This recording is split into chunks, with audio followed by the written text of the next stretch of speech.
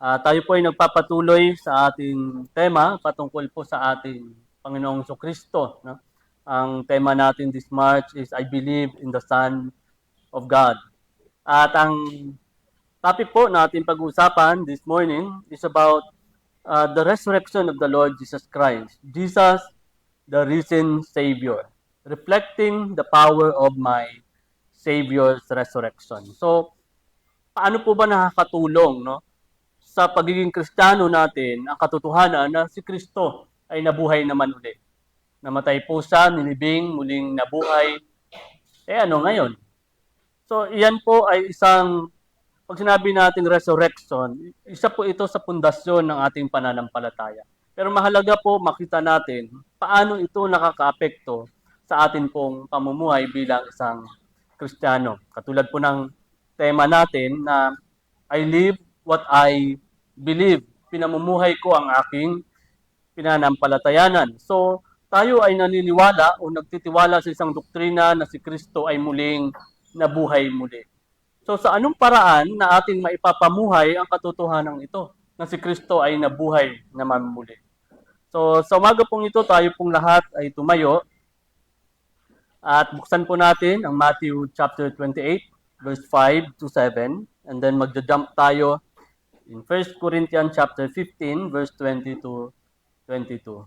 Unahin po muna natin yung Matthew 28, verse 5 to 7. And as usual, akin ang English po, sa inyo ang Tagalog. So Matthew chapter 28, verse 5 to 7.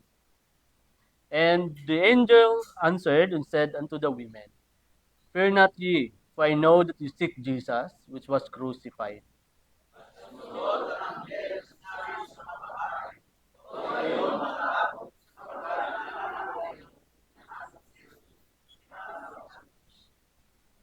He is not here, for he is risen. As he said, Come, see the place where the Lord lay.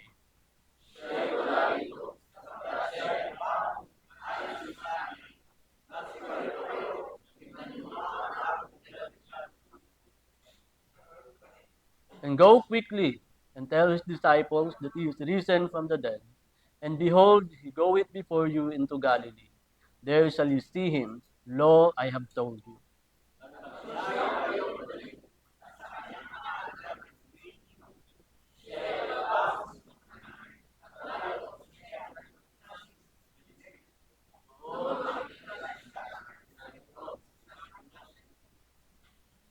Let's jump po sa 1 Corinthians 15, verse 20. 1 Corinthians chapter 15, verse 20. But now is Christ risen from the dead, and become the first fruits of them that slept.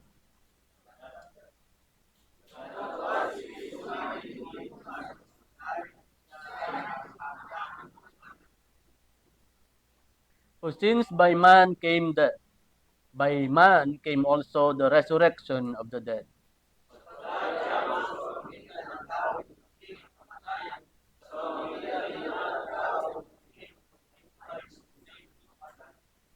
Whereas in Adam all die, even so in Christ shall all be made alive.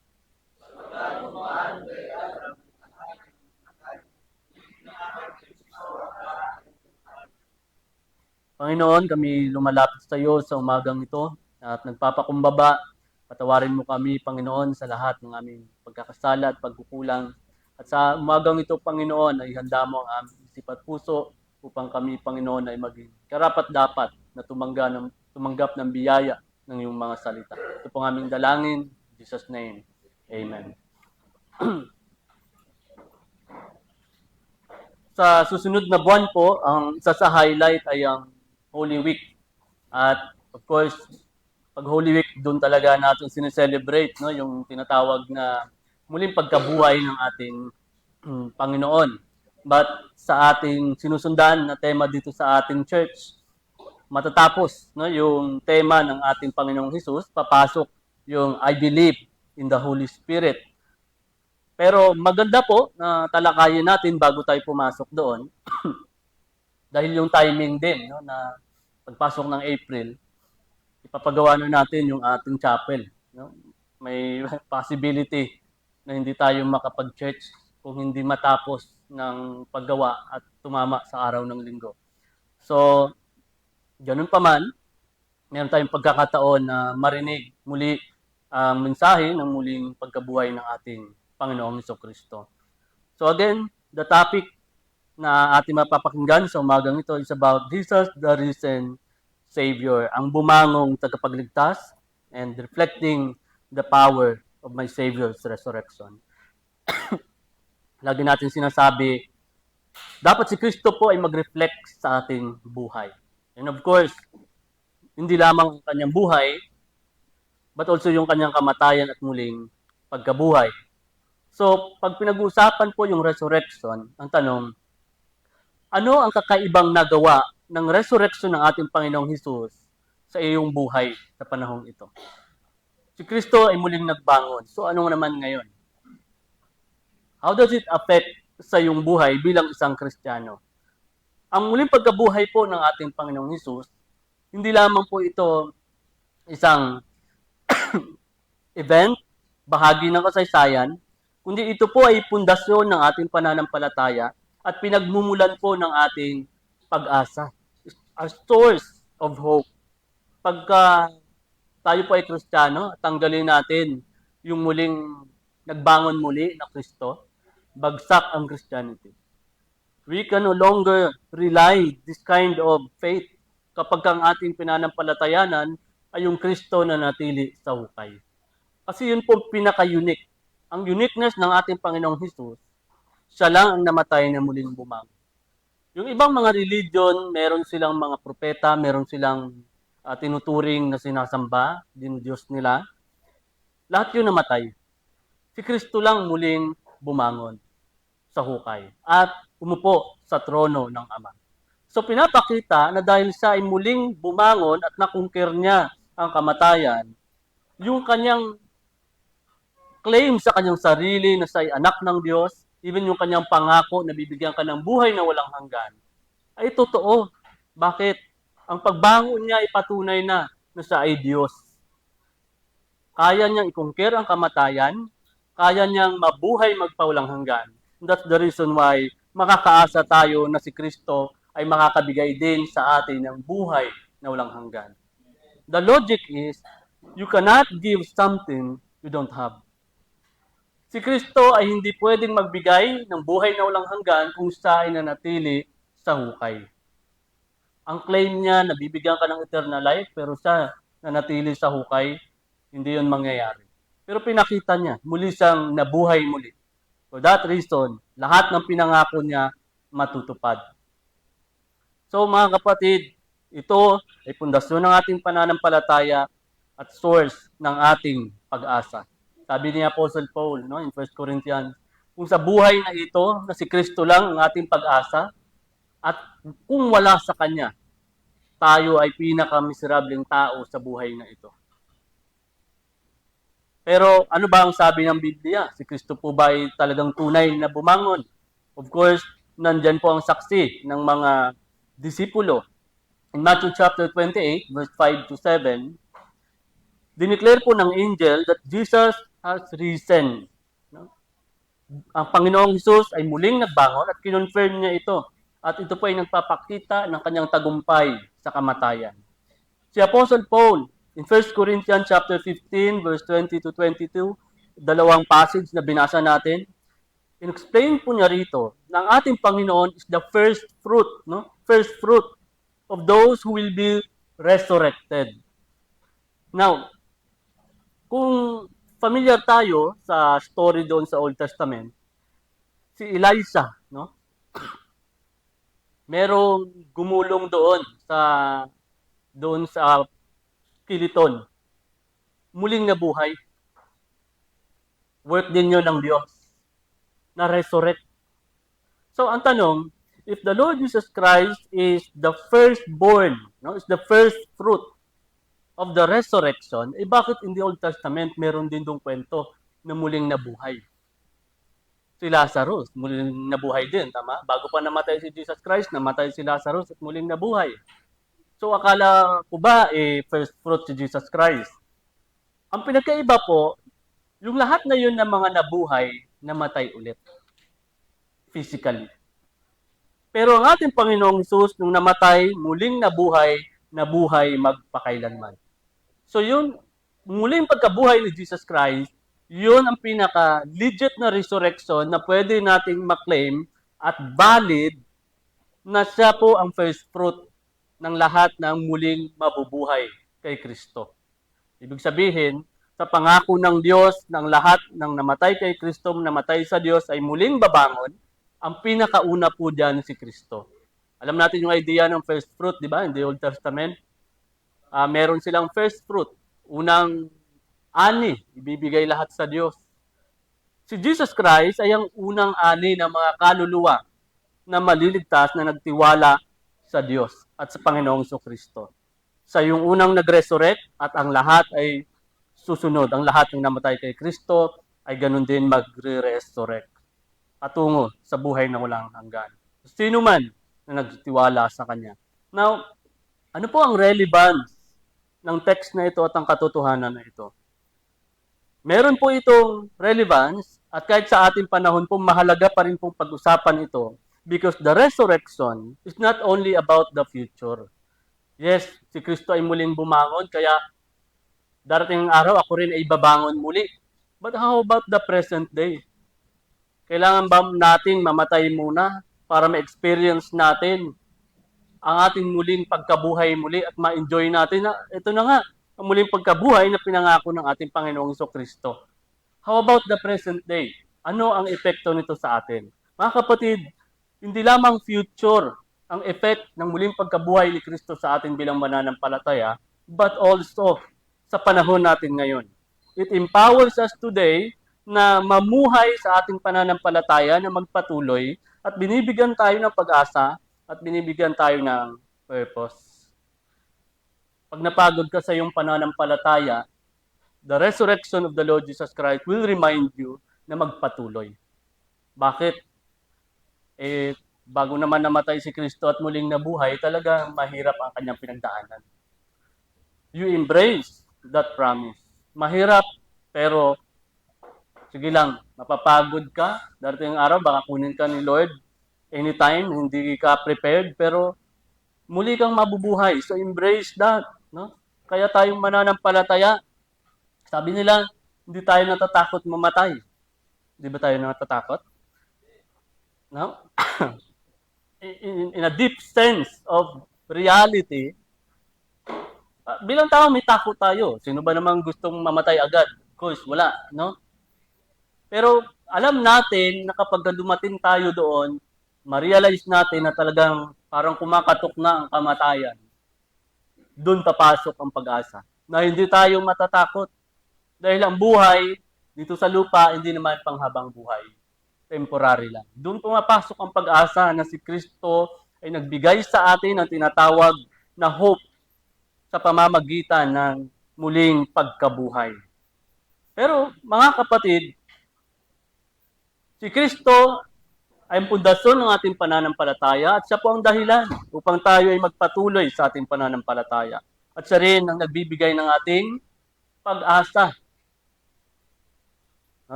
Nadidisappoint ang maraming tao sa takbo ng ating gobyerno. Kung maayos pa ba ang Pilipinas, no? Kahit sino na lang upo natin, puro na lang paasa, no? Pero mga kapatid, there is hope in the Lord and purpose sa ating mga buhay. Ina-assure po ng muling pagkabuhay ni Kristo ang katagumpayan over sin and death. May mga struggle tayo sa ating sarili, mga kasalanan na pinaglalabanan natin sa araw-araw. Mga kapatid, huwag kang mapagod na sumunod sa Panginoon dahil mapagtatagumpayan natin yan.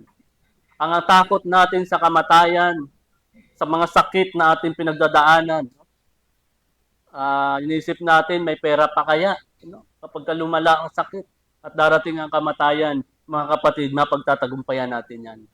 Yun ang binibigay ng muling pagkabuhay ni Kristo sa atin. Pag-asa. Pagka dumating sa point na wala na tayong magagawa, ipasa Diyos natin. Why? Mapagtatagumpayan natin yan dahil kay Kristo. So ano ang makikita po natin dito? dahil si Kristo ay muling nagbangon. Mga kapatid, there is the ultimate victory. Meron tayong tinatawag na ultimate na victory. Hindi lang ito basta tagumpay, kundi pinaka-inaasam na tagumpay sa buhay. Maaring hindi natin na-appreciate dahil nandito pa tayo sa lupa eh. Pero pag namatay tayo, muli tayong nabuhay, makita mo yung glorified body mo kasama ang Panginoon ay talagang kakalimutan mo ang buhay sa lupa. At talagang hindi ka nababalik sa lupa. Pero mga kapatid, we have this ultimate victory. According sa Matthew 28, verse 5 to 7 na binasa natin kanina. So, ang tanong, ano bang ibig sabihin pag sinabing resurrection sa pinaka-biblical na meaning? According sa Greek word na anastasis means to stand up again or to rise. Yan, to rise. Tumayo ulit o tumayo. Ito pong resurrection ng ating Panginoong Hesus was not just spiritual but bodily. Hindi lamang sa nabuhay muli na spiritual, kundi kasama ang katawan. Namatay siya, di ba? Muli siyang bumangon. Nung umakyat sa langit, hindi po kaluluwa ang umakyat lang. Hindi po espiritu ang umakyat lang. Kasama po ang katawan. At sabi ni John, kung paano nakita niyo ang Panginoon nung siya ay umakyat sa langit, ganun din kayo aakyat. Pag akyat natin po sa langit, isasama ang katawan. Of course, paano po ba yan, Pastor, pag namatay ngayon? Pag namatay ka ngayon, yung katawan mo ililibing, mabubulok. Siyempre, pag nabulok yan, maaabo yan. Babalik sa lupa, di ba? Dahil tayo galing sa alabok, babalik sa alabok. Yun ang prinsipyo ng Biblia. So, saan napunta ang kaluluwa mo? Mauuna ka sa langit. Yung katawan mo nandito sa lupa. Sa pagbalik ng Panginoon, sa rapture, ang kaluluwa mo na nasa piling ng Panginoon magre-reunite sa iyong katawan. Pababangunin yun ng Panginoon. Kaya yung konsepto ng zombie, na mga tao bumabangon galing sa hukay, actually, napaka-ano yan napaka-prophetic yan. Yan ay prophecy na babangon ang lahat ng namatay kay Kristo. Kaya ang ginawang konsepto ng mga ginawang zombie, nangangain. Pero hindi, yung idea niyan, napakaganda niyan. Ang yung katawang namatay muling babangon, magre-reunite sa yung kaluluwa na nasa Panginoon, at yung kung ano man ang nangyari sa katawan mo, gagawin na ng Panginoon yan, glorified body, at magre-reunite kayo doon sa alapaap. At dadalhin mo na yon, magpawalang hanggan sa piling ng Diyos. So yun po, ang idea po ng tinatawag nating resurrection, hindi lamang spiritual, but also bodily, physical. Sabi po ng ating Panginoon in Luke chapter 24 verse 39, "Behold my hands." Kasi nag-resurrect ang Panginoon, nagpakita siya. Nung nagpakita siya, takot na takot yung mga disciples kasi akala nila minumulto sila. Ano sabi ng Panginoon? "Tingnan niyo ang aking kamay at ang aking paa. That it is I myself." Ano ba ang meron sa kamay at paa? Butas ng pako.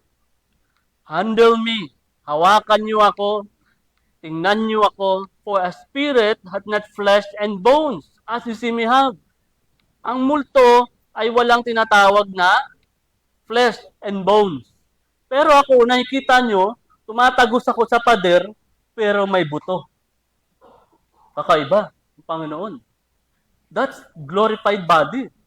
Tumagos ang Panginoon, nandun sila sa upper room, nagmi-meeting, biglang dumating ang Panginoon, sarado ang pinto, bigla siyang dumating. Saan galing? Tumagos. Pero may laman at buto. So sabi ni Lord, tingnan niyo ako mabuti, hindi ako multo. Ang multo, immaterial lang, spirito lang. Ako meron akong spirito at laman at buto. Yun ay kakaibang klase ng tinatawag na resurrection. At ganyang klase po ng katawan ang pinangako ng Panginoon sa kanyang pagbabalik. So, pinapakita po rito ng ating Panginoon yung kanyang pangako na pwede natin panghawakan dahil sa mismo po ay nakaranas po nito. At ito po ang klase ng katawan sa muling pagkabuhay ang kanyang pinangako sa atin.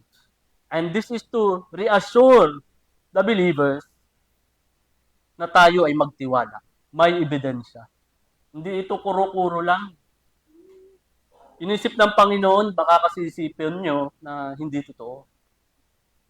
Kailangan patunayan ito ng Panginoon sa kanila dahil pag sinare nila ang gospel, isa ito sa itatanong.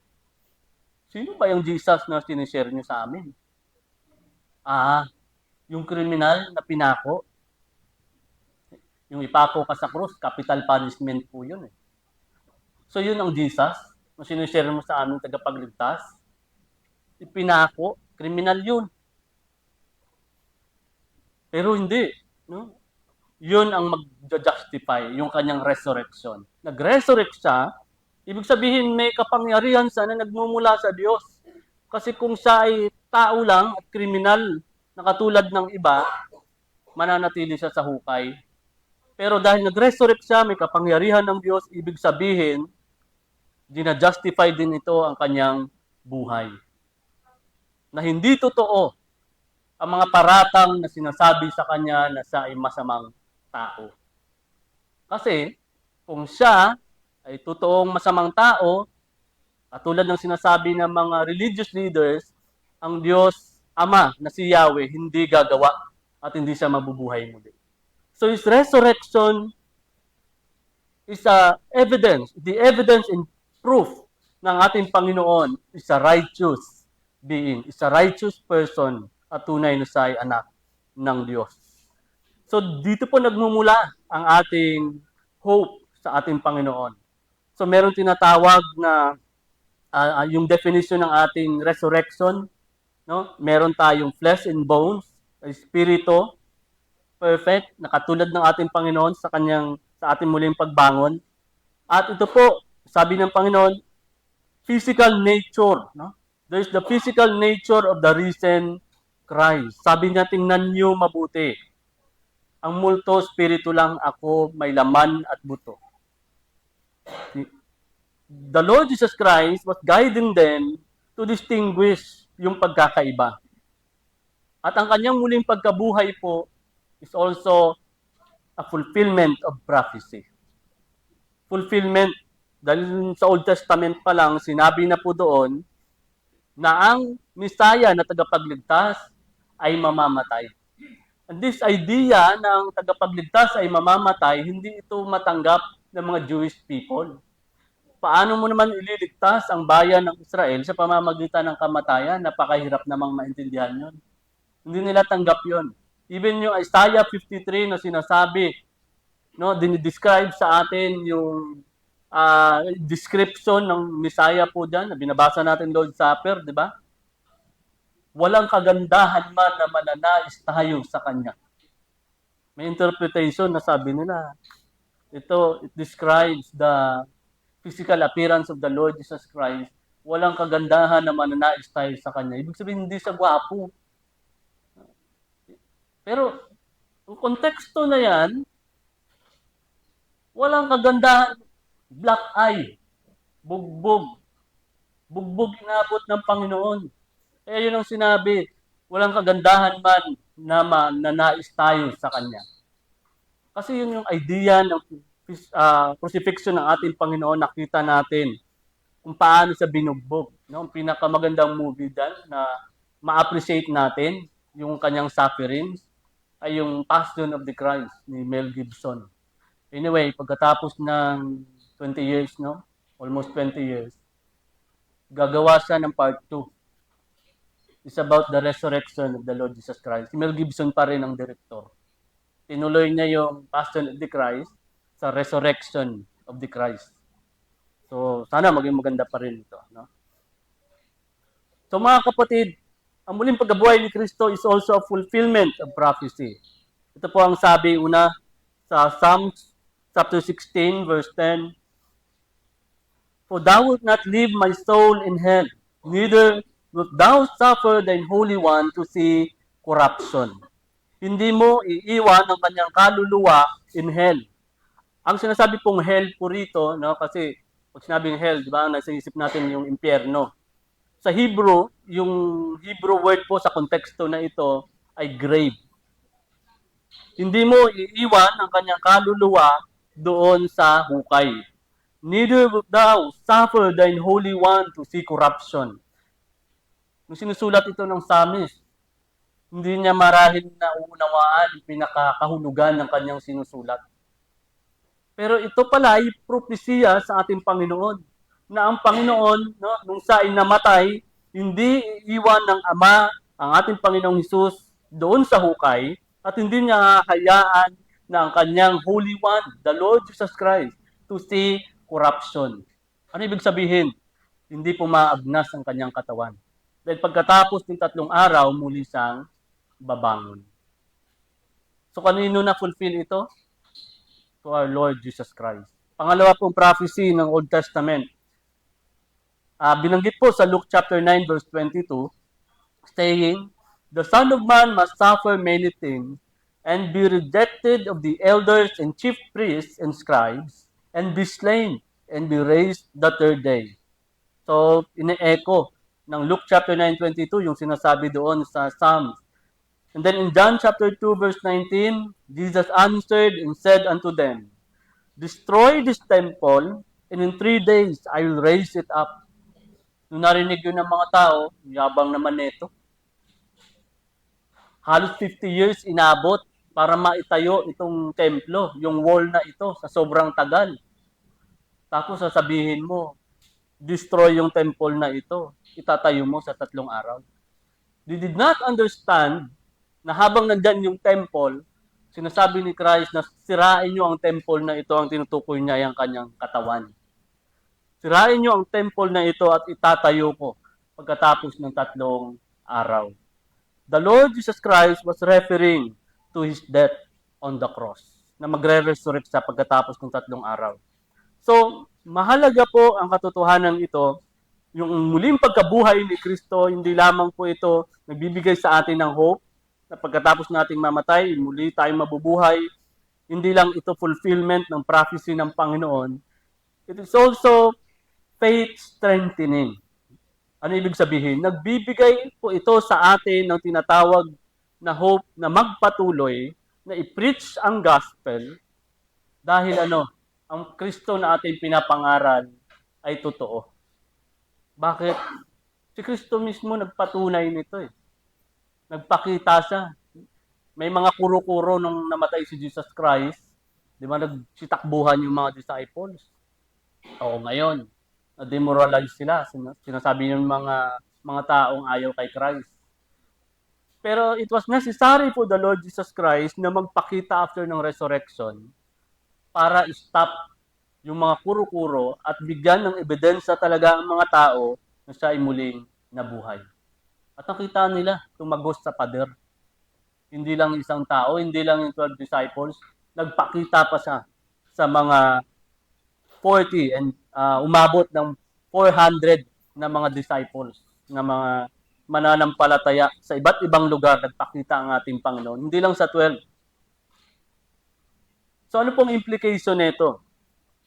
Ang implication po nito sa ating mga mananampalataya, dahil si Kristo ay muling nagbangon muli, hindi lang spiritual but also bodily, just as Jesus rose from the dead, tayong mga mananampalataya will also have glorified bodies in the resurrection.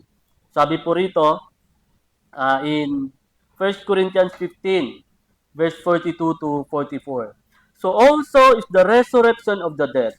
It is sown in corruption, no? It is raised in incorruption. Yung katawan mo nilibing dahil bilang tao, namatay ka, nilibing ka, incorruption, naagnas, it is raised in incorruption. Hindi na naagnas, hindi na katulad ng katawang nasisira. It is sown in dishonor, it is raised in glory. It is sown in weakness, it is raised in power. Ang ating katawan, pag namatay, ay ililibing. Maaagnas ito, masisira, pero ibabangon ng Panginoon, magbibigay ng kaluwalhatian sa Kanya. Ililibing ito na mahina, pero ibabangunin ng Panginoon na may kalakasan. It is sown a natural body, it is raised a spiritual body. There is a natural body, and there is a spiritual body. At ang dalawa pong ito ay pareho na muling ibubuhayin ng Panginoon sa ating kamatayan. Ito po ang resurrection, sabi rito, many Jews believed in the resurrection, but the Sadducees rejected it. Ano yung Sadducees? Ito po yung mga grupo ng mga Jewish people na hindi naniniwala sa mga spiritual na bagay. Hindi sila naniniwala sa resurrection. Dininay nila. Pero pinakita po sa atin ang mga ebidensya. Pinakita ng Diyos ang kanyang kapangyarihan na muling buhayin ang ating Panginoon at pinakita sa lahat ng mga mananampalataya. At naging testimony rin, even sa hindi mga mananampalataya, sila ay tumanggap sa Panginoon.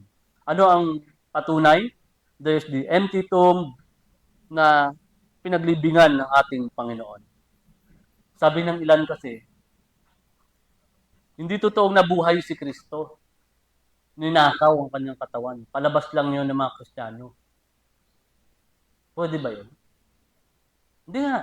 Without bias, huwag nyo isipin Kristiyano kayo. Isipin nyo na wala kayong alam. Isipin nyo na possible ba na nakawin ang katawan ni Kristo at ipalabas na si Kristo ay nabuhay.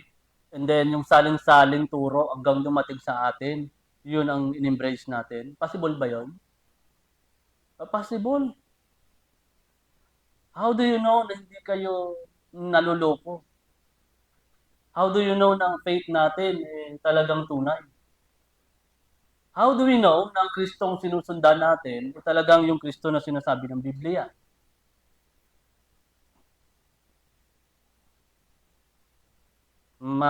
Natural lang po na nagtatanong tayo.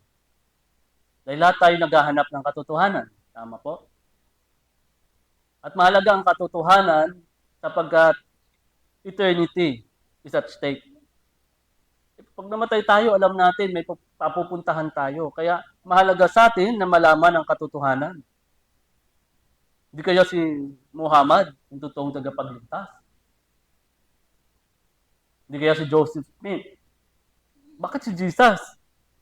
At anong patunay na talagang siya ay muling bumangon?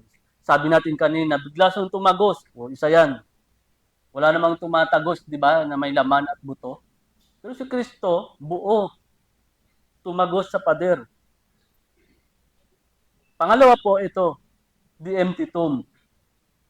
Sabi nga nila, ninakaw. Paano mo nanakawin kung alam lang natin kung gaano kalaki ang bato? Hindi mo matutulak yun basta-basta, may gwardiya pa. Dahil yun nga ang iniisip ng mga Roman guards. Bantayan natin dahil baka nakawin yung kanyang katawan at sabihin nila na nag-resurrect si Jesus. Binantayan nila. Ang laki ng bato. Pero anong nangyari? Nagkalindol. Nung lumindol, nawala ng malay yung guard. Pagising niya, bukas na. Bukas na yung yung malaking bato. Gaano kaya katagal para pagulungin yung malaking bato? At para pagising niya, nakuha na si Jesus Christ. Pero alam niyo mga kapatid, sino ang unang tumakbo doon sa libingan ng ating Panginoong Hesus? Di ba una si Maria? Sinabi niya kay Peter, nalaman din ni John, nagkabulan pa sila na makita yung libingan ng Panginoon. Alam niyo, pagdating doon, para hindi isipin na ninakaw ang kanyang katawan, ang ating Panginoong Hesus, tinupi niya ang kanyang higaan. Nakatupi. So hindi siya basta ninakaw. Ang muling pagkabangon ni Kristo, hindi siya yung nagpanik sa takbo. Hindi. Pagbangon niya, tinupi niya yung pinambalot sa kanya at nilagay doon. Patunay yon na siya ay buhay, muli siyang bumangon. Yung tinupi na tinakip sa kanyang katawan ay patunay na siya ay buhay.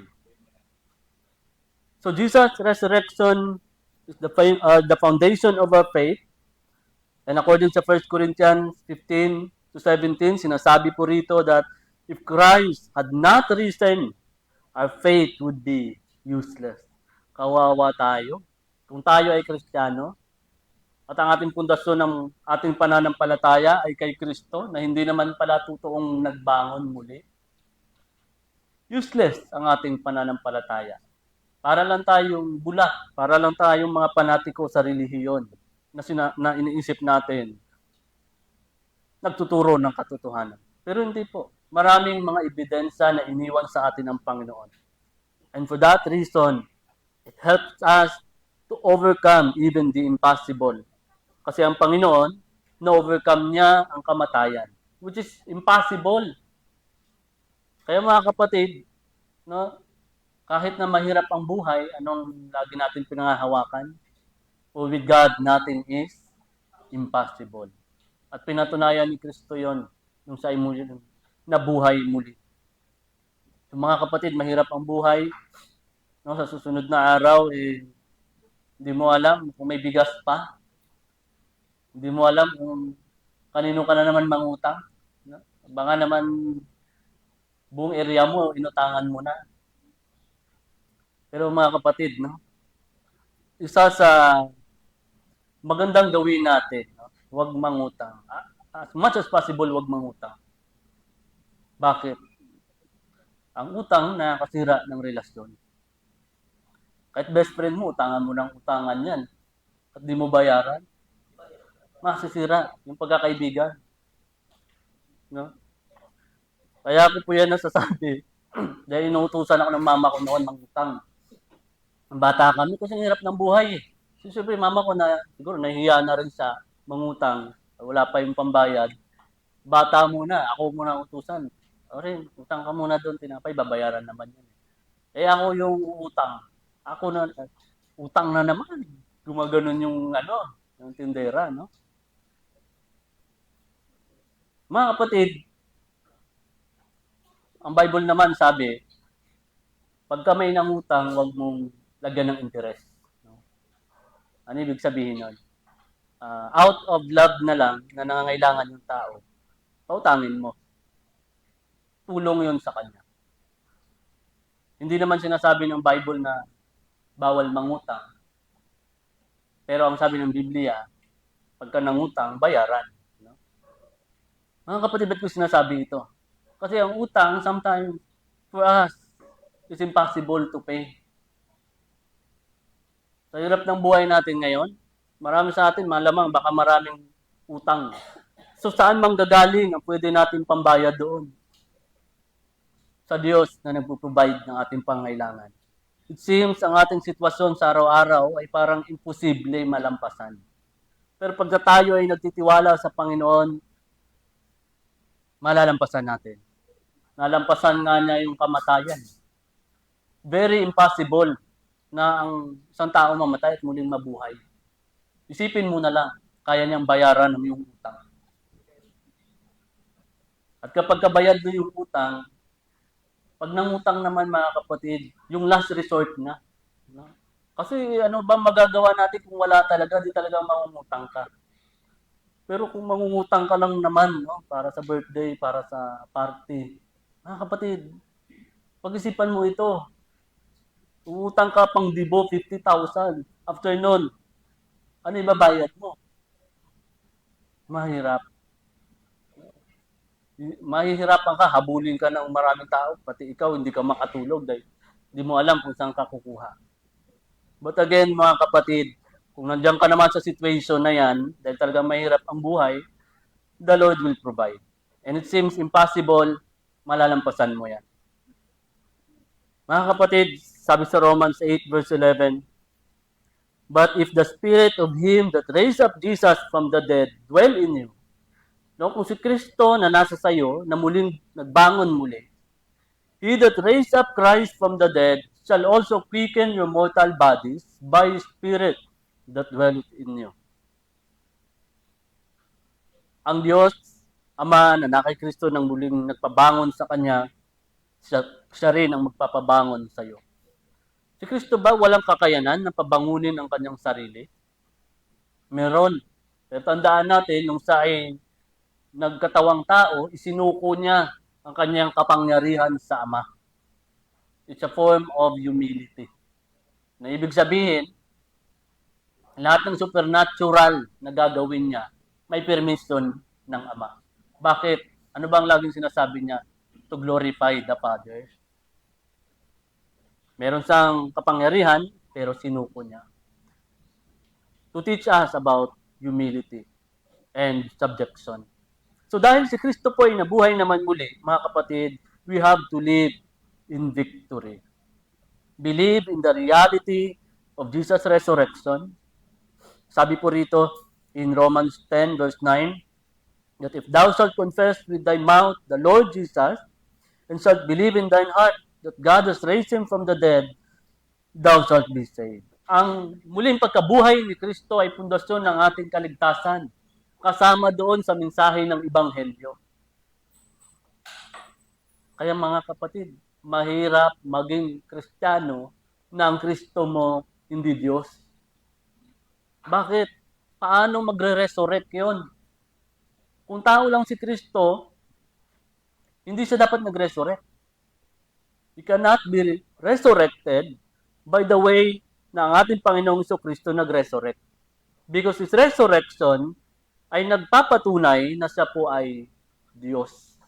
At lahat ng claim niya nung siya ay nabubuhay, nagpapatunay na lahat ng yon ay totoo at kaya niyang gampanan. So tayong mga mananampalataya, maraming problema sa buhay, isipin natin, panalo na tayo kay Kristo. Kasi at the end of the day, hindi lang naman ang problema natin dito, gastusin sa araw-araw. At the end of the day, mamamatay tayo, ang pinaka-problema natin, saan tayo patungo. Pero dahil kay Kristo, kunin man tayo ngayon, we know na tayo ay patungo sa Kanya. At yun po ay tagumpay na pinakahahangarin ng bawat isa. Pangalawa po, dahil si Kristo ay muling nagbangon, there is the source of hope, the source of our hope, according sa 1 Corinthians 15, verse 20-22. Nabanggit natin kanina yung first fruit of the resurrection. Si Kristo po, again, ay first fruit ng muling nabuhay muli. Sabi po sa Leviticus 23 verse 10, ito po yung basis. Speak unto the children of Israel, and say unto them, when ye be come into the land which I give unto you, and shall reap the harvest thereof, then you shall bring a sheaf. Anong ibig sabihin ng sheaf? It's a bundle of grain. No? Hindi mismo yung bigas, kundi yung para pa siyang palay. Tapos, tinalian. No? And you shall reap the harvest thereof. Then you shall bring a sheaf of the first fruits of your harvest unto the priest. So, yung verse pong ito ay nag-introduce sa atin ng biblical festival of first fruit, also known as the first fruit or Yom Habikurim, no, sa Israel na celebration. Ito po yung sineselebrate nila as the beginning of the harvest season. Pagka nag-start po ang harvest season, yung first fruit ibibigay sa temple. Ang mga siwa, of course, ay ang pari. So, in this context, the Israelites were instructed to, una po, bring a sheaf, a bundle of grain, from the first portion of their harvest. Pangalawa, present it to the priest as an offering to God. So, this act, nag-acknowledge po dito, ina-acknowledge ng act na ito na ang Diyos ang nagpo-provide ng lahat ng mga bagay, kaya binabalik natin sa Kanya. Ito po ay pagpapakita ng pagpapasalamat. And from this idea, ginamit ni Apostle Paul na kung merong harvest ng mga grains, merong harvest ng mga kaluluwang maliligtas. At ang una ay ang ating Panginoong Hesukristo. Sabi po rito in 1 Corinthians 15, 20-23, but now Christ risen from the dead. Si Kristo ngayon ay nabuhay naman muli mula sa patay, sa mga namatay, and become the first fruits of them that slept. Ang slept po, natulog, mga namatay. For since by man came death, sa pamamagitan ng tao, dumating ang kamatayan. Ang tinutukoy po rito si Adam. Dahil kay Adam, siya ay namatay, siya ay nagkasala, ang lahat ay namatay. Ang plano ni Lord, no? Maybe this view is not absolute. Pero in view, in according sa mga scholars, nag nagjo-join no, yung kanilang kaisipan. Na nilikha ng Diyos ang mundong ito na pupunuin ng tao na hindi namamatay. Kasi pumasok ang kasalanan nung kamatayan, nung tayo, si Adam ay nagkasala. Pero originally, hindi nilikha ng Diyos si Adam para mamatay. Kundi ang tao dumami sa mundong ito. Kaya anong utos ni Lord? Go and multiply. So, ang Diyos naglikha ng tao sa pamamagitan ng Adam in view na ang mundong ito ay mapuno ng tao at ang lahat ng tao ay isasamba sa Diyos. Pero dahil si Adam ay nagkasala, pumasok ang kasalanan, pumasok ang kamatayan. So, ibig sabihin, as a consequence, maraming mamamatay at mula kay Adam hanggang papunta sa atin, dumaloy ang parusa ng kasalanan at kamatayan. Kaya sabi rito, for since by man came death, dahil sa isang tao dumating ang kamatayan, by man came also the resurrection of the dead. Sa pamamagitan din ng isang tao. At ang tinutukoy po rito ay si Kristo, which is hindi lang siya man, but also God. Dumating ang muling pagkabuhay mula sa kamatayan. For as in Adam all died, pamagitan ni Adam, lahat tayo ay namatay. Even so in Christ shall all be made alive. But every man his own order. No? May order ang bawat isa sa atin. Christ the first fruits, una si Kristo, afterwards, they that are Christ at His coming. Mabubuhay muna si Kristo una sa lahat. And then, ang lahat, mabubuhay muli sa pagbalik ni Kristo. So, pag bin-breakdown po natin ito, dito po nang gagaling from Leviticus at inadapt po ng 1 Corinthians 15, yung sistema kung paano tayo muling mabubuhay muli. Bakit po ba kailangan na mamatay? Si Kristo kailangan mamatay para maligtas tayo at masakatuparan ang tinatawag na kaligtasan. Eh, Pastor, hindi ba pwedeng dali na lang tayo ni Jesus sa langit? Anong drama yan? Diyos naman siya. Di ba makapangyarihan siya? Di ba? Pag tumanggap ka, dali na agad sa langit. Ibig mo sabihin, pagtanggap ko, tinatanggap ko si Jesus sa aking buhay, patay ka kaagad? Di ba? Ano ba ibig mo sabihin? Baka wala nang tumanggap. Pero ibig sabihin po mga kapatid, si Jesus Christ ay kailangan mamatay dahil tayo ay makasalanan. At dahil tayo ay makasalanan, ang Diyos na banal ay nag-aas ng tinatawag na justice. So kailangan i-meet po natin yung hustisya. Tayo ay nagkasala, kailangan pagbayaran ng kasalanan. Ang tanong, kanino tayo nagbayad ng kasalanan? Sino ang tumanggap ng kamatayan ni Kristo? Mga kapatid, hindi ang Diablo. Hindi ang Diablo, ha? Namatay tayo. Si Kristo ay namatay, no? Nilibing at nagbayad ng kasalanan. Baka iniisip mo, binayad sa Diablo. Hindi po. Ang tumanggap ng ating bayad ay ang Diyos Ama na nagre-require ng isang banal na buhay. Ang Diablo, siya ang gumawa ng pagkasira natin. Tama? Siyang gumawa ng kasiraan ng tao. Sa pamamagitan niya, pinasok niya yung Garden of Eden, nagkasala ang tao. O ngayon, dahil ang tao ay nagkasala, dinidemand ng Diyos na dapat ang tao ay maging matuwid. Kaya lang, wala sa atin ang matuwid pagkatapos na tayo ay nagkasala. So, ang nagre-require ng ating kabanalan ay ang Diyos Ama. Ang kamatayan ni Kristo at ang bayad ng ating pagkakasala ay ang tumanggap ang Diyos na banal. Hindi ang Diablo. Mas mahirap po ito. Kung ang Diablo ang tumanggap, ano yun? Kidnap? ransom. Pero di ba may theology, no? Na si Kristo ang ating ransom. Paano kaya yun? Kaya may mga debate, no? Sa theological na perspective. Ang proper na tawag ay redemption, not ransom. Kasi ransom, kinidnap tayo ng diablo, pinatubos sa Diyos. Actually, walang kidnap na nangyari. Ang tao ay nagkasala. Ang Diyos nagre-require na tayo ay mamuhay ng banal. So, anong ginawa niya? Siyang nagbayad ng ating pagkakasala para tayo ay maayos at maibalik sa Kanya. Ang tawag doon ay redemption. Ibig sabihin, yung buhay mong nasira, no, binabalik mo sa dati.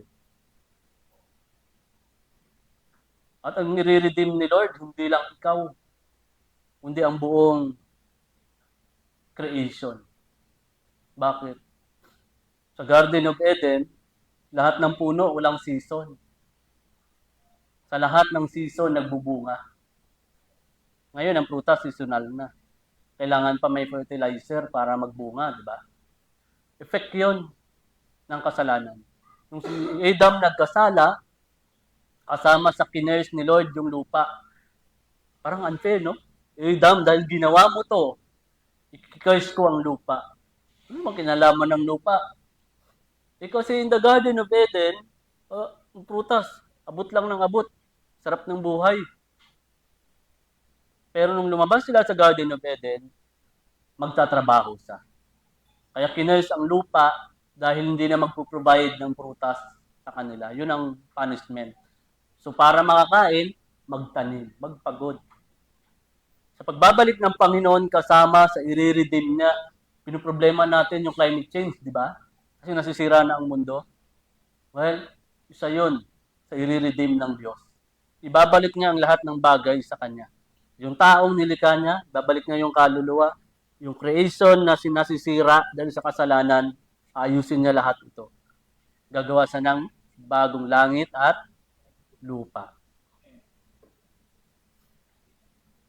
So bakit nga ba kailangan mamatay? Sabi po rito in John chapter 12 verse 24, Verily, verily, I say unto you, except a corn of wheat fall into the ground and die, it abideth alone. But if it die, it bringeth forth much fruit. Ang isang butil, kung hayaan mo lang sa diyan, hindi siya magbubunga, tama? Pag hindi mo yan tinanim, hindi yan lalaki, hindi yan magbubunga. Pero pagka ito ay namatay at nilibing mo sa lupa, tutubo ito, lalaki, magkakaroon ng bunga at dadami. And that happened when the Lord Jesus Christ died. Nung siya'y nangangaral, sunod-sunuran yung 5,000 men, 4,000 men, pinagalitan ni Jesus Christ. Nakita niyo in John chapter 6, sunod-sunuran kayo sa akin dahil nakakain kayo tinapay. Sabi ni Kristo, I am the bread of life. Huwag niyo naisin yung tinapay na binibigay ko. Ako ang tinapay ng buhay. At ang sino mang kumain sa akin, no, parang kumain sa akin, no? Ang ibig sabihin, ang magtiwala sa akin, tumanggap sa akin, ay hindi na magugutom pa. Ang sabi ng ibang mga tao, nasaktan. Kasi guilty, no? Nasaktan, sabi nila. So, ganun pala. Dahil sa tinapay kami ay sumusunod. Sabi ni Kristo, sumunod kayo sa akin, hindi sa tinapay na binibigay ko. Ako ang tinapay ng buhay. Na-offend lahat. At nagsitalikuran. Sinabi doon at anong sabi niya kay Peter? Peter, will you also go away? Sabi ni Peter, Lord, parang may point ka naman. Mukhang totoo rin, no? Na-enjoy namin ang blessing na kasama ka. For 3 years, hindi namin kailangan magtrabaho. Susunod lang kami sa'yo, nakakain kami lagi. Bagamat guilty ako, Lord, no? I presume na maaaring gano'n ang inisip ni Peter. Saan naman ako, Lord, pupunta? Ikaw ang tinapay ng buhay. You are the God, the Son of the living God. Mga kapatid, parang ganito tayo, no? Iba ka ng simba, parang sinasabi mo sa sarili mo, parang di pa rin ako nagbabago. Marami kang problema sa sarili mo. Na-offend mo ang Diyos. Yung paglilingkod mo, parang nadidisappoint ka na rin minsan, nadidiscourage ka na. Baka discourage na rin tayo sa bawat isa. No? Yung iba, nagsialisan na. O ang tanong, will you also go away? O baka yung ibang church, mas maganda music nila, doon ka na lang. O, di ba? Baka yung iba, mas enjoyable yung fellowship nila, o doon ka na lang. O pagka konti na lang, o will you also go away, mga kapatid? What's the point ng yung pagiging Kristiyano? Music lang ba? Fellowship lang ba? Will you also go away? Sabi ni Kristo, ako ang tinapay ng buhay. Siya ang i-absorb mo sa iyong buhay. Siya dapat ang maging sentro ng iyong buhay. Hindi kung ano mang mga nakita natin dito. Kasi kung dyan lang tayo titingin, eh, talagang katulad ng 5,000, ma-offend din tayo. Tumalikod. Pero sabi ni Peter, yes, maaaring guilty ako, Lord. Maaaring may kasalanan ako sa iyo. Eh kaya lang, saan naman ako Lord pupunta? Sa iyo pa rin. O tama? Lord, sa kabila ng aking hindi magandang paglilingkod, nahihiya ako sa iyo, pero saan naman ako pupunta, Lord? Sa iyo pa rin. Lord, nagkasala na naman ako. Nahihiya na ako sa iyo. Yun ang mali ng iba. Dahil feeling nila, hindi na nila deserve ang Diyos, lumalayo sa Diyos. The reality is, kahit saan ka man magpunta, babalik at babalik ka sa Diyos. Yan ang sabi ni Peter. Saan man ako, Lord, pupunta? Maaring tama ka. Maaring guilty ako. But you are the Son of the living God. Sa kamatayan ng ating Panginoong Hesus, mas dumami ang mga nanampalataya sa Kanya. Bakit? Yung mga na-offend sa Kanya, no? Maaaring nag-isip. Nung si Jesus Christ nandun sa cross, sino ang mga nandoon? Mga babae. Mga babae. Tingnan, kahit sa church natin, no, mas active ang babae. Bakit kaya, no? Sana mga lalaki. Parang dahil nyo pa asawa nyo na sila nga, ano na sila, multitasking. Nag-aalaga ng anak, nagpapakain, no? May labayan pang iniisip. Ang dami nilang iniisip. Tapos, nakakapag-fellowship, ang mga lalaki, wala. Mas busy pa kayo sa asawa nyo. Sigurado ba kayo dyan? Kasi nung si Jesus Christ namatay, wala mga lalaki. Yung 12 disciples, tumakbo. Yung isa, Judas, di ba? Oh. Nung nandun, si John lang. Kaya yun ang kakaiba kay John. Kahit anong mangyari, hindi ko rin alam bakit hindi siya nakilala. Si Peter, nakilala. Pero si John, nandun lang. Sa lahat ng event na yun, nandun si John, hindi nakilala. Ba't ba nakilala si Peter? Bida-biday. Pinutulan niya yung tenga yung isang sundalo doon, di talaga makikilala ka. Putulan mo ba naman ang tenga? Si John, parang chameleon lang, no? Kung saan didikit, nagbe-blend yung kulay. Hindi siya nakikilala. Ayan, nandun siya, sama-sama siya doon sa mga babae, kasama si Mary. At doon na intindihan ni John, no? Nung sinabi ni Jesus Christ, I am the bread of life. Why? Yung bread of life, na itinayo ni Jesus Christ doon sa cross. Siya yung tinapay ng buhay. It reflects yung mana na bumuhay sa mga Israelite people in the wilderness for 40 years. I am the bread of life.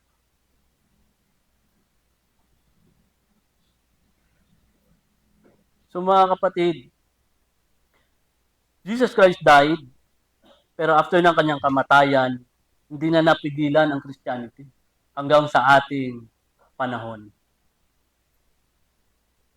Sabi po rito, verily, verily, I say unto you, except a corn of wheat fall into the ground and die, it abideth alone. But if it die, it bringeth forth much fruit.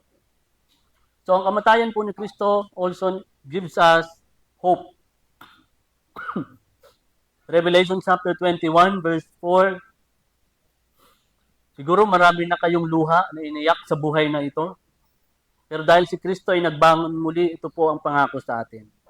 And God shall wipe away all tears from their eyes, and there shall be no more death, neither sorrow, nor crying, neither shall there be any more pain, for the former things are passed away. It's a promise of hope sa piling ng Diyos. Ang lahat ng ating pasakit ay mawawala na. Papahirin niya ang ating mga luha. Yung mga utang hindi mo kayang bayaran, na iniiyak mo, pinahiran na ni Kristo. And there shall be no more death. Wala nang kamatayan. Dahil si Kristo ay muling nabuhay muli. Mamamatay tayo sa physical na katawan. Sa ating muling pagkabuhay, wala na pong kamatayan. Neither sorrow, nor crying. Baka tears of joy, meron sa langit. Pero yung pag-iyak na talagang pighati at nawawala ng pag-asa, hindi na po mangyayari doon. And there shall be neither shall there any be more pain. Maraming pain sa buhay na to. Mentally, emotionally, physically, pinakamasakit, financially. No? Pinakamasakit. Pero lahat ng ito wala na sa piling ng Panginoon. Again, ano-ano ang gagawin ni Lord?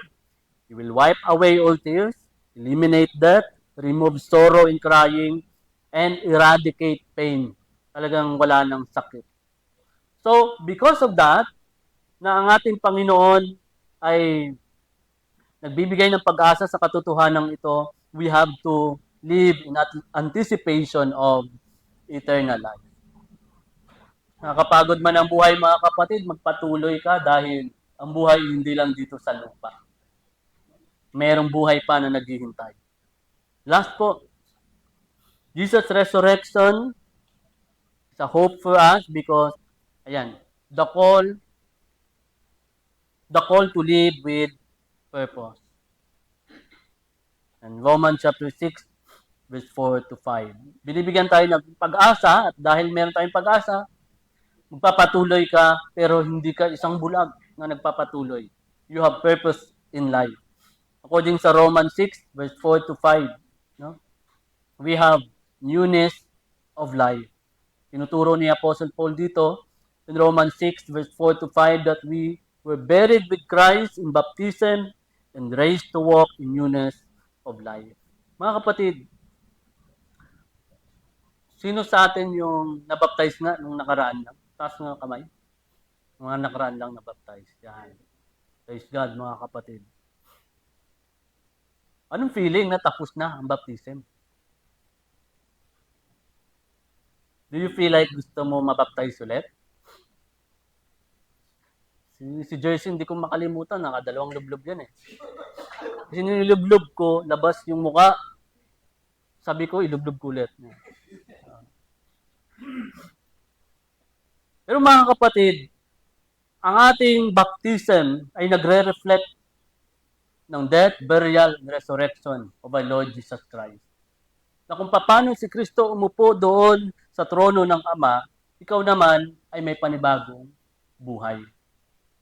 So, meron po bang nagawa ang resurrection ng ating Panginoong Hesus sa buhay natin? Yes, it changes us. It kills our sin. Pinapatay nito ang ating kasalanan sa araw-araw. At nakakalungkot, mga kapatid, kung ikaw ay Kristiyano at sira ang iyong patotoo. Nakakalungkot, mga kapatid, kung dito sa ating church, ikaw ay Kristiyano, sira ang patotoo. Sira ang patotoo mo sa iyong paligid, sa iyong kapitbahay, sa iyong paligid. And they would say, mga tao, isipin nila, nag-church naman yan sa Tondo Baptist Church, pero bakit parang walang pinagbago at bakit ganyan ang mga ugali? Yung mas masakit po yun. Eh baka po nalublob lang talaga. Lublob lang, no, walang pinagbago. Kaya sabi nga natin mga kapatid, outwardly, bilang patunay na ikaw ay Kristiyano at para ikaw ay maging acceptable sa fellowship ng mananampalataya, kailangan mong mabaptize dahil yung nakalooban ni Kristo na tayo ay mabaptize. Pero inwardly, hindi natin nakikita yun. Kaya kahit ilang beses pa ilublob ang tao, kung ang puso hindi para sa Diyos, talagang hindi. Romans 6:4-5, therefore we are buried with Him by baptism into death, that like as Christ was raised up from the dead by the glory of the Father, even so we also should walk in newness of life. So it's a reminder po sa lahat ng mga bagong baptized. We do not expect you na, grabe, di ka na namin kilala. Bait mo na talaga sobra. Hindi naman po ganun, mga kapatid. And even yung mga tumagal na, may mga kailangan pa rin baguhin sa sarili. Dahil nga, ang Diyos ay hindi pa tapos sa atin. Gumagawa pa rin at pinabago pa rin tayo ni Lord. Pero, mga kapatid, kung tayo ay nabautismuhan, nawa hindi lang ito maging ritual lang. Hindi lang ito maging ceremony lang. Ito po dapat ay maging everyday reflection ng ating buhay. Ako ay Kristiyano, ako ay namatay at nilibing kasama ni Kristo. At dahil si Kristo ay muling nabuhay muli, ako ay mabubuhay para sa Kanya. Sabi po sa verse 5, For if we have been planted together in the likeness of His death, we shall be also in the likeness of His resurrection. So, ang passage pong ito ay nagsasabi sa atin ng kahalagahan ng baptism. Nabaptize na po tayo, lalo na ako, matagal na ako nabaptize. Si Pastor, no? Yung mga matatagal na dito. When we talk about baptism, may kwenta pa ba? Kasi parang, anong lesson about baptism? Ay, tapos na ako dyan. No? Lalo na gospel. Sawang-sawa na kayo sa gospel, no? Alam ko na yan. Si Kristo namatay, nilibing, muling nabuhay. Tapos, if we talk about baptism gospel, parang over-familiar na tayo, na parang wala ng effect sa atin. Pero, kailangan pala yun, no?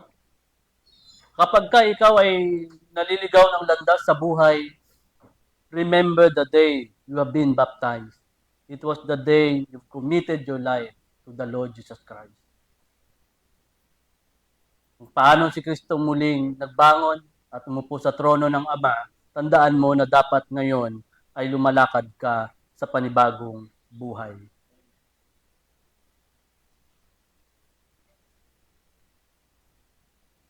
Hindi ko na nilagay dyan, pero punta tayo sa pangalawa, a changed life. No? Just as Paul's encounter with the risen Christ transformed him, in Acts chapter 9, verse 1-6, our lives should reflect the power of Jesus' resurrection. Iba-iba ang pagkilos ng Diyos sa ating buhay. Meron sa atin, ang tagal na sa church, ang tagal magbago. Meron din naman na bago lang sa church, ang bilis nagbago. Meron din naman, bago lang sa church, ang bilis nagbago, ang bilis din nawala. Meron ganun.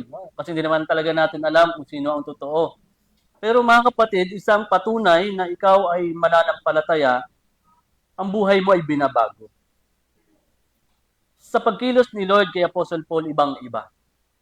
Sabi ko nga, hindi naman tayo perfect, di ba? Hindi naman yung, grabe, na kita kilala. But that's what happened to Apostle Paul. Mamamatay Kristiyano, nung nakilala niya ang Panginoon, na ba, hindi na makabasag pinggan.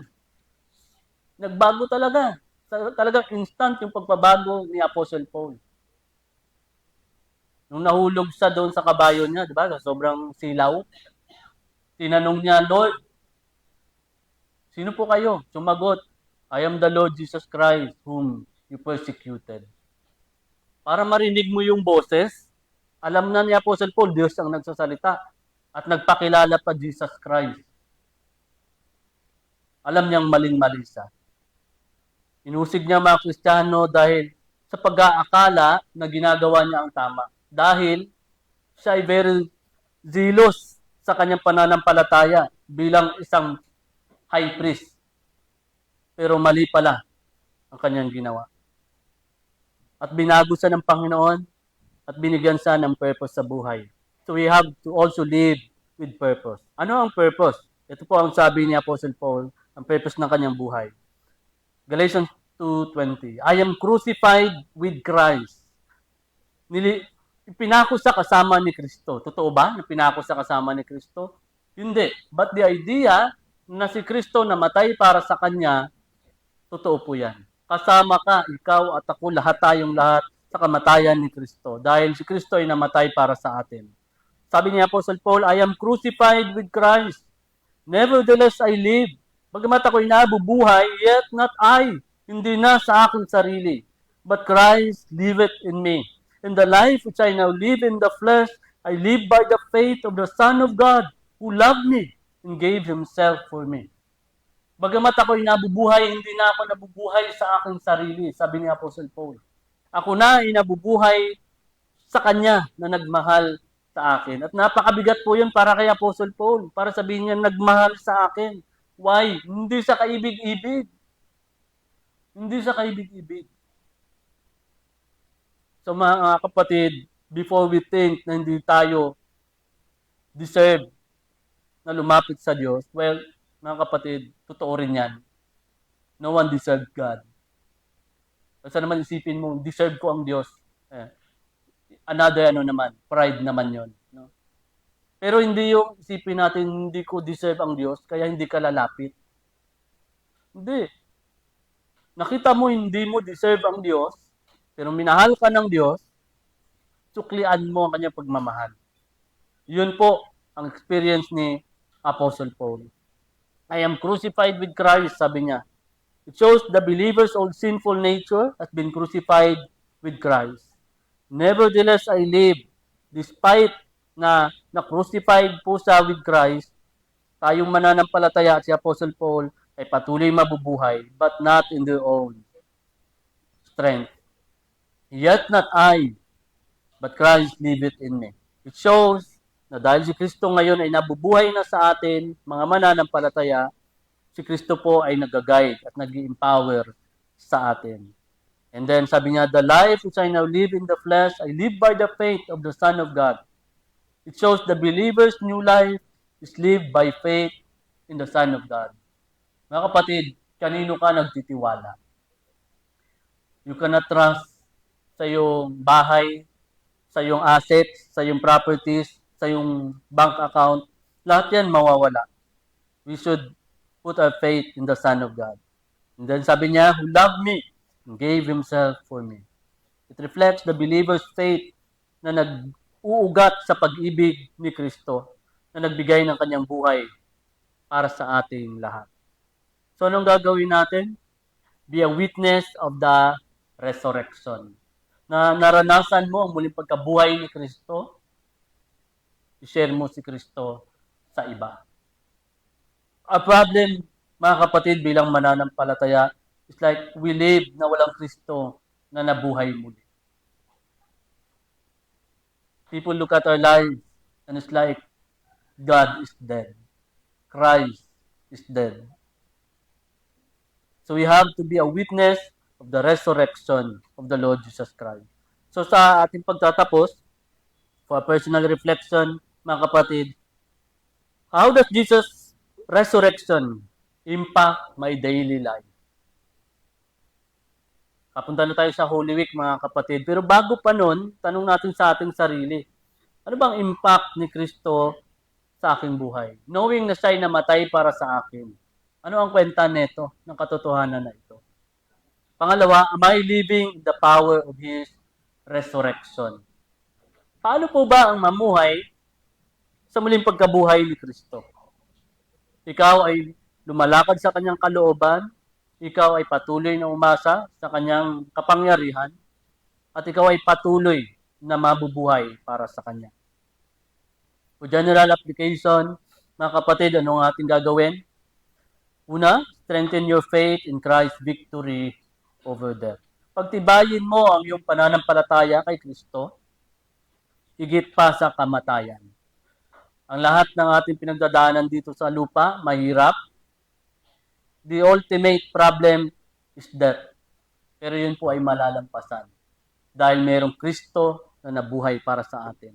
Pangalawa po, excuse me, encourage others with the hope of the resurrection. Pangatlo, live each day with purpose. Ano ba ang ating purpose? Mahirap pagka ang tao po na wala ng purpose sa buhay, nagpapakamatay. Pag ang tao na wala ng purpose sa buhay, nagpapakamatay. Bakit? Ano ibig sabihin? Hindi niya na alam gagawin niya eh. Di ba minsan may mga tao na iniwan ng girlfriend, iniwan ng boyfriend, parang masisiraan ng bait. Namatay yung nanay, namatay yung tatay, hindi niya na alam paano magpatuloy.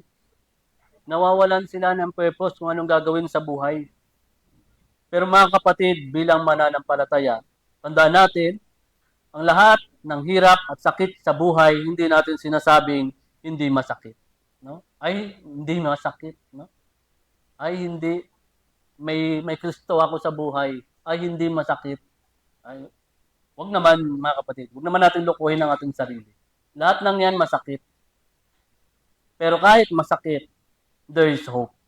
Dahil may Kristong namatay para sa atin. At nangako na sa kabila ng mga hirap natin pagdadaanan, tayo ay kanyang sasamahan. Ano ba ang pangako ni Lord? Come to me. Lahat na nahihirapan, nabibigatan. At magpahinga sa akin. Bibigyan ko kayo ng kapahingahan. So live each day with purpose, reflecting Christ's resurrection power. So, sa ating pagtatapos, conclusion, Jesus' resurrection is the ultimate victory over sin and death.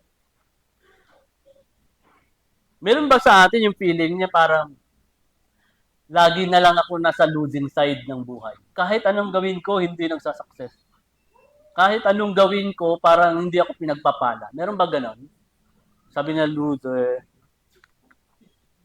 Mga kapatid, kung Kristiyano ka, you have this ultimate victory. Bigas lang yan. No? Pera lang yan. Material lang yan. You have this ultimate victory over sin and death. The source of our hope and the call to live with purpose. So ang tanong, are you living in the power of His resurrection today? Kung ikaw ay nabubuhay sa kapangyarihan ng muling pagkabuhay ni Kristo, huwag kang mawala ng pag-asa. Sabi sa 1 Corinthians 15, verse 57, kahit mahirap ang buhay, mga kapatid, but thanks be to God, He gives us the victory through our Lord Jesus Christ. Ito pong hope ni Apostle Paul. Eh bakit? Ano ba pinagdaanan ni Apostle Paul? Mahirap. Nabatukan na siya. Nahampas na siya. Lumubog pa yung barko habang nagmimisyon siya. Oh, hindi ba ginagawa niya kalooban ni Lord? Ba't di siya samahan ni Lord na hindi lumubog yung barko? Hindi, inayaan pa rin siya ng Panginoon na dumaan sa natural law. Eh kaya, gusto niya pumunta sa isang bansa para magmisyon. Eh talaga naman yung dagat na yan, lagi may bagyo dyan, eh doon dumaan. Inayaan ng Panginoon. So mga kapatid, ang mundo ay tumatakbo. Pero ang mundong ito hindi umiikot sa iyo. Ang mundong ito ay tumatakbo at ang lahat ng bagay ay para sa Diyos. At ang sentro ay si Kristo. Panginoon, maraming salamat sa umagang ito. Salamat sa iyong mga salita, nagpaalala sa amin ng kahalagahan ng iyong muling pagkabuhay. Ito po ang aming pinanampalatayanan. Turuan mo kami, Panginoon, na ito ay aming maisabuhay. Sapagkat tunay, Lord, na si Kristo ay muling bumangon sa hukay, nawa, Panginoon, mapakita sa aming mga buhay ang Kristo na nabubuhay sa amin. Turuan mo kami, Lord, na sa kabila ng mga struggles in life at ang aming mga imperfection at ang aming mga pagkakasala, turuan mo kami, Panginoon, na lumapit pa rin sa iyo sapagkat ikaw ang tinapay ng buhay. Ikaw, Panginoon, ang buhay. And apart from you, hindi kami makapagpapatuloy sa buhay na ito. Salamat, Lord, sa katotohanan na sa kabila, Panginoon, na kami ay maraming mga pagkukulang. Ikaw ay namatay para sa amin. Sa panahon na kami ay makasalanan at walang magagawa at wala kang nakitang mabuti sa buhay namin, ikaw ay namatay, Panginoon. At pinakita mo ang iyong unconditional love at tinuruan mo kami, Panginoon, na masumpungan ka sa aming mga buhay.